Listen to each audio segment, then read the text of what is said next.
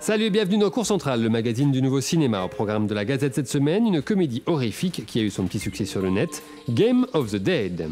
Place à une masterclass avec deux invités aux univers très éclectiques et ouverts sur le monde. D'abord le réalisateur de cours, Ludovic Girard, qui vient nous présenter son petit dernier, le cinéma du dimanche soir. Et pour le découvrir, nous accueillons Tony Gatliff, dont le nouveau film Geronimo sort dans les salles la semaine prochaine.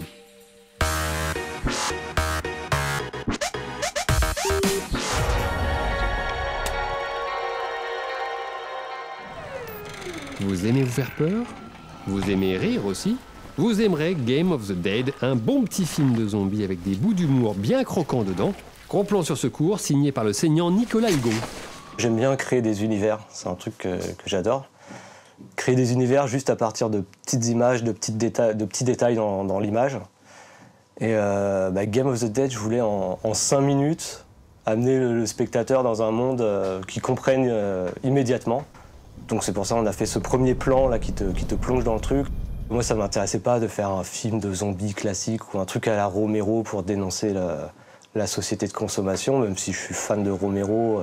Non, moi je voulais partir vraiment sur un truc un peu délirant, sur la base de zombies qui s'emmerdent parce qu'il n'y a plus d'humains à bouffer et qui jouent à la roulette russe.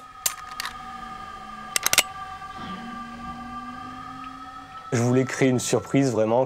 C'est pour ça que le plan est vraiment en plan séquence, il se le porte à la tempe et sans coupe, il tire et là il y a le bout de cervelle qui part. Et ça c'était un petit peu le défi technique de faire ça sans coupe et que ça paraisse vrai. Et je voulais vraiment privilégier, faire de l'effet plateau.